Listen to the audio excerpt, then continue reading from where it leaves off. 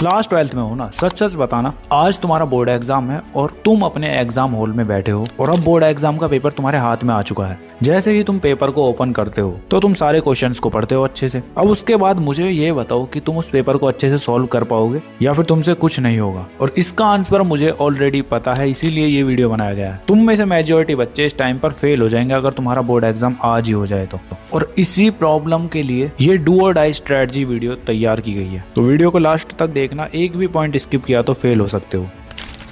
So hi everyone, this is Mukul Bhardwaj और आज की वीडियो में हम बात कर रहे होंगे क्लास 12th डू और डाई स्टडी प्लान की। बिकॉज यूट्यूब पर कोई कुछ बताता है, कोई कुछ बताता है, और इतना सब तुम कैसे करोगे अब लास्ट टाइम में। तो इसीलिए ये एकदम प्रैक्टिकल प्लान होने वाला है। सबसे पहले मैं तुम्हारी मिस्टेक्स बताऊंगा जिनको तुम्हें अब लास्ट टाइम पर बिल्कुल भी नहीं करना है, और उसके बाद 3 गेम चेंजर थिंग्स जो तुम्हारे बोर्ड एग्जाम में मार्क्स लाने में हेल्प कर रही होंगी, और उसके बाद डू और डाई प्लान। तो स्टार्टिंग करते हैं अपनी 4 मिस्टेक्स से। मिस्टेक नंबर 1 है तुम्हारी रैंडम स्टडी। अब मेजॉरिटी बच्चों का क्या होता है कि आज यार मूड नहीं है, चलो आज मैथ्स पढ़ लेता हूँ, कल केमिस्ट्री पढ़ लूंगा, परसों फिजिक्स पढ़ लूंगा, या फिर कोई सी भी स्ट्रीम है तुम्हारी उसके अकॉर्डिंग तुम कुछ भी डेली रैंडम चीजें उठा के पढ़ने लगते हो। या फिर यूट्यूब पर एक टीचर के 1 शॉट लेक्चर देख लिए, उसके बाद दूसरे टीचर के देखने चले गए, जगह जगह से पढ़ रहे हो। अगर ऐसे रैंडम स्टडी करोगे ना तो तुम्हारा कुछ भी नहीं होने वाला, और इसी तरह से तुमने अपना पूरा टाइम वेस्ट किया है क्लास 12th में। ऐसा करने से तुम्हारी स्टडी बिल्कुल भी नहीं होने वाली और तुम्हारा माइंड और जल्दी थकेगा। अब सेकंड मिस्टेक है तुम्हारी सिर्फ लेक्चर्स देखना। अब बहुत सारे बच्चे क्या सोचते हैं कि चलो 1 शॉट वीडियो देख लेता हूँ, उससे काम हो जाएगा। अगर तुम भी ऐसा सोचते हो ना कि लेक्चर देख लिया है अब तो पूरा चैप्टर मेरे समझ आ चुका है, तो ऐसा कुछ नहीं है, ये बस तुम्हें लगता है। अगर तुम क्वेश्चन प्रैक्टिस नहीं कर रहे हो ना, या नोट्स नहीं बना रहे हो, तो तुम्हारा कुछ नहीं होने वाला। अब इसका सॉल्यूशन क्या है अभी आगे बताऊंगा, ठीक है। इसके बाद थर्ड मिस्टेक है तुम्हारी change books again and again. अगर तुम भी ऐसा कर रहे हो तो अभी से स्टॉप कर दो, बिकॉज लास्ट टाइम पर ज्यादातर बच्चे करते हैं कि कहीं से गाइड उठा लेंगे, कहीं से पीडीएफ नोट्स उठा लेंगे, और भी नहीं तो स्टैंडर्ड बुक्स लगाने बैठ जाएंगे लास्ट टाइम पर, जिससे होता क्या है कि टाइम ज्यादा वेस्ट होता है और क्वेश्चंस कम सॉल्व होते हैं। अभी बस तुम्हारे पास 3 बुक्स होनी चाहिए, एक तो एनसीईआरटी, एक तुम्हारा पीवाईक्यू एंड एक सैंपल क्वेश्चन पेपर। तो उसके लिए लोगे तुम फिजिक्स वाला का ये सैंपल क्वेश्चन पेपर, सबसे यूनिक होने वाला है ये तुम्हारा। वो कैसे आओ बताता हूँ। देखो, इसके अंदर सबसे पहले तुम्हें मिलेंगे फ्रीक्वेंटली आस्क्ड क्वेश्चन, उसके साथ exam ready answering template that score, और उसके साथ साथ सीबीएसई 2025 कॉम्पिटेंसी बेस्ड फॉर्मेट तो तुम्हें इसके अंदर मिलेगा ही, और रिवीजन के लिए शॉर्ट नोट्स यानी चीट सीट तुम्हें इसके अंदर मिल रही होगी। और बोनस के तौर पर 111 मोस्ट प्रोबेबल क्वेश्चंस जो कि एनालाइज्ड एंड सिलेक्टेड पीवाईक्यूज से हैं। अगर एग्जाम से एक दिन पहले रिवीजन करना है तो इनको कर लो, बस इनफ है। और क्वेश्चंस के जो सॉल्यूशंस है ना, उनमें आंसर राइटिंग पर बहुत ही अच्छे से ध्यान दिया गया है। तो इतना कुछ तुम्हें और किसी सैंपल क्वेश्चन पेपर में नहीं मिलने वाला, और मेरी मानो तो अभी इसको परचेज कर लो। लिंक मैं डिस्क्रिप्शन में और पिंड कमेंट में दे दूंगा। और अगर तुम डायरेक्ट पीडब्ल्यू स्टोर से बाय करते हो तो मेरा ये कूपन कोड LRN150 यूज कर लेना, तुम्हें और कुछ % का डिस्काउंट मिल जाएगा। तो जाओ अभी जाके बाय कर लो, ठीक है। तो ये तुम्हारी तीनों मिस्टेक हैं, इनको बिल्कुल भी मत कर देना। अब आती है तुम्हारी सबसे important 4th mistake, self doubt. अगर तुम अपने आप को बार बार ये बोलते हो ना कि मुझे तो कुछ आता नहीं है, मैं तो वीक स्टूडेंट हूँ, मेरे तो बस का कुछ है ही नहीं, तो आज से ये बोलना बंद कर दो। बिकॉज अगर तुम अपने आप को नेगेटिव अफर्मेशन देते हो ना, तो तुम्हारा माइंड उसी तरह से रिएक्ट करता है, तुम बिल्कुल भी अच्छे से नहीं पढ़ पाओगे। तो इस चीज को खत्म करने के लिए सिंपली तुम्हें अपने आप को पॉजिटिव अफर्मेशन देना है। कोई भी कितनी भी बड़ी डिफिकल्टी आए, कोई टॉपिक तुम्हें समझ नहीं आ रहा, सीधे अपने आप को बोलो हाँ मैं कर लूंगा। ये कोई इतना हार्ड नहीं है, बस सिंपली तुम्हें अपने माइंड को पॉजिटिव अफर्मेशन देना है, बस सिंपल। तो इन 4 मिस्टेक्स को गलती से भी मत कर देना अब लास्ट डेज में, वरना तुम्हारा डू और डाई प्लान भी फेल हो जाएगा, चाहे तुम किसी भी स्ट्रीम से हो, ठीक है। समझ गए ना। अब तुम्हारी आती है गेम चेंजर 3 थिंग्स जिनके बगैर तुम्हारा ये डू और डाई प्लान अधूरा है, और यही इस वीडियो की बैकबोन होने वाली है, क्योंकि बोर्ड एग्जाम का गेम यहीं से पलटेगा। कौन कौन सी 3 थिंग्स हैं चलो बताता हूँ। तो game changer number 1, previous year questions. अब पीवाईक्यू का मतलब सिर्फ क्वेश्चन सॉल्व करना नहीं होता, इसका मतलब होता है कि तुम अपने बोर्ड एग्जाम के दिमाग को समझ रहे हो, क्योंकि इनसे ही पता चलेगा कि तुम्हारे बोर्ड एग्जाम में किस लेवल के क्वेश्चंस पूछे जा रहे हैं। तो सिंपली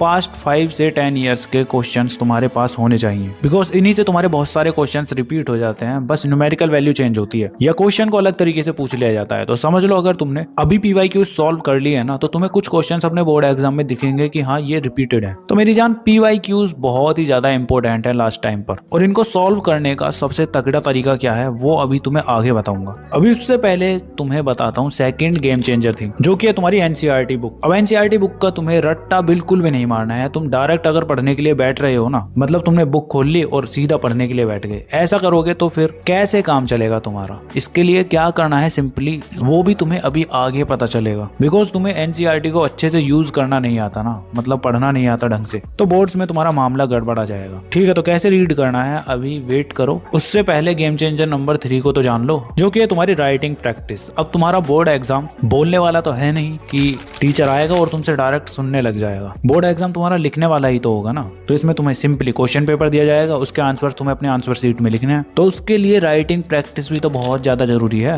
और राइटिंग प्रैक्टिस इसलिए ज्यादा जरूरी है, अगर तुम डेली लिखते हो ना तो तुम्हारी मसल मेमोरी अच्छे से बन जाती है, तुम अपने एग्जाम में स्पीड से लिखोगे और बेटर हैंड राइटिंग में लिखोगे। तो राइटिंग प्रैक्टिस भी कैसे करनी है वो भी अभी तुम्हें उसकी टेक्निक अभी आगे बता रहा हूँ मैं। ठीक है, तो ये 3 गेम चेंजर थिंग्स थी। अब आता है इस वीडियो का सबसे इंपॉर्टेंट पार्ट, डू और डाई डेली साइकिल। अब तुम्हारे पास 30 डेज है, 20 डेज है, 10 डेज है या फिर 5 डेज है, तुम्हें बस इस डू और डाई साइकिल को फॉलो करना है। करना कुछ नहीं है, तुम्हें बस 3 स्लॉट बनाने हैं। फर्स्ट स्लॉट तुम्हारा होगा 4.5 आवर्स का, मतलब जो तुम्हारे 3 मेन सब्जेक्ट है ना, कोई सी भी स्ट्रीम है तुम्हारे पास, पीसीएम है या पीसीबी है, कॉमर्स है या आर्ट्स है, उसके तीनों मेन सब्जेक्ट 90 मिनट्स तुम्हें पढ़ना है। उसके बाद सेकंड स्लॉट होगा तुम्हारा 3 आवर्स का, एंड उसके बाद थर्ड स्लॉट होगा तुम्हारा 1 आवर का। अब ये 3 स्लॉट्स तो मैंने बता दिया, अब इनके अंदर करना क्या क्या है चलो उनको अच्छे से बता दूं। तो स्लॉट 1 के अंदर तुम अपने तीनों सब्जेक्ट के, मतलब पीसीएम या पीसीबी या कॉमर्स एंड आर्ट्स के तीनों सब्जेक्ट के 1 शॉट लेक्चर देख रहे होगे। 90 मिनट तुम अपने तीनों सब्जेक्ट को पढ़ रहे होगे। अब 1 शॉट लेक्चर कैसे अटेंड करने हैं चलो बताता हूँ। तो देखो, जैसे तुम इस वीडियो को 1.5x पर या 2x पर देख रहे हो ना, ऐसे ही तुम्हें सेम अपने लेक्चर को अटेंड करना है। करना कुछ नहीं है, बस देखते जाओ और जो जो चीजें तुम्हें इंपॉर्टेंट लगे उनको अपनी नोट्स में लिखते जाओ। मतलब डिटेल में ना तो नोट्स बनाने हैं ना ज्यादा देर वीडियो को पॉज करना है, बस जल्दी जल्दी लेक्चर को देखते जाओ। इससे होगा क्या कि इससे तुम्हारा बेस क्लियर हो जाएगा, वो चैप्टर तुम्हें समझ आ जाएगा कि किस बारे में चैप्टर है, ये सब तुम्हें अच्छे से पता चल जाएगा। मतलब डिटेल में तुम्हें बिल्कुल भी नहीं जाना है, बेसिक चीजें पकड़ो, उसके बाद कैसे उनको स्ट्रॉन्ग करना है वो तुम्हें अभी सेकंड स्लॉट में पता चलेगा। तो बेसिक चीजों को समझने के लिए तुम्हारे 1 शॉट लेक्चर्स होंगे, और मार्क्स इंक्रीज कराने के लिए तुम्हारा सेकंड स्लॉट में होगा क्वेश्चन प्रैक्टिस। अब जैसा कि मैंने ऑलरेडी बता दिया है कि ये तुम्हारा 3 आवर्स का होगा, तो इसके अंदर तुम्हें क्वेश्चंस की प्रैक्टिस करनी है। और क्वेश्चंस की प्रैक्टिस ऐसे नहीं करनी है कि बैठ गए क्वेश्चन को खोल के उसका सॉल्यूशन डायरेक्ट लिखने लग गए, या फिर बिना किसी एफर्ट के कोई वीडियो देख ली उसकी। मतलब कि बोरिंग तरीका तुम्हें बिल्कुल भी यूज नहीं करना है। क्या करना है चलो अब अच्छे से बताता हूँ। तो सिंपली तुम्हें इन 5 स्टेप्स को फॉलो करना है। स्टेप 1 के अंदर तुम अपने प्रीवियस ईयर क्वेश्चंस को उठाओगे, और सेकंड स्टेप में तुम्हें एक पीवाईक्यू को पढ़ना है। देन उसके बाद स्टेप 3 में तुम अपने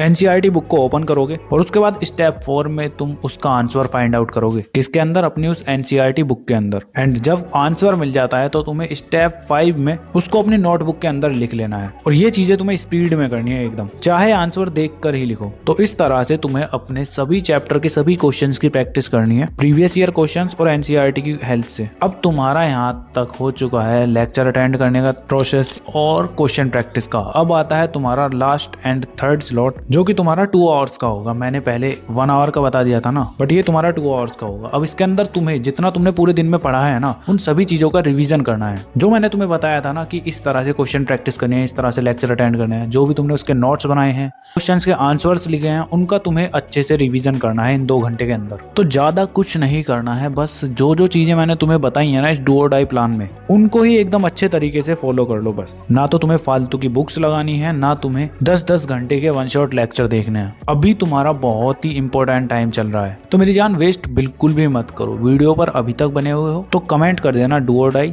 और कोई प्रॉब्लम है तो वो भी शेयर कर सकते हो, मैं नेक्स्ट वीडियो बना दूंगा उसके ऊपर। बाकी तुम्हें अपनी स्क्रीन पर ये वीडियो शो हो रही होंगी, तुम इनको भी देख सकते हो। चलो फिर मिलते हैं नेक्स्ट वीडियो में, तब तक के लिए keep learning, keep studying and keep smiling.